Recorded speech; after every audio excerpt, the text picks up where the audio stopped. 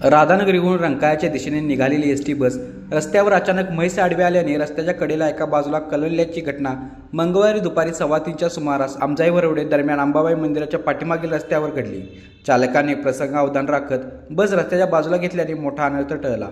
सुदैवाने या घटनेत चालक, वाहक आणि सर्व प्रवासी सुखरूप असून कोणालाही दुखापत झाली नसल्याची माहिती आहे। मिळालेल्या माहितीनुसार राधानगरीहून दुपारी सुमारे 1 वाजता ही बस रंकाळ्याच्या दिशेने रवाना झाली होती। आमजाई वरवडे परिसरातून बस जात असताना अंबाबाई मंदिराच्या पाठीमागील रस्त्याला अचानक म्हैस आडवी आली। म्हैशीला वाचवण्यासाठी चालकाने तातडीने बस रस्त्याच्या कडेला घेतली। या प्रयत्नात बस एका बाजूला कलंडली। अचानक घडलेल्या या प्रकारामुळे बसमधील प्रवाशांमध्ये काही काळ घबराटीचे वातावरण निर्माण झाले।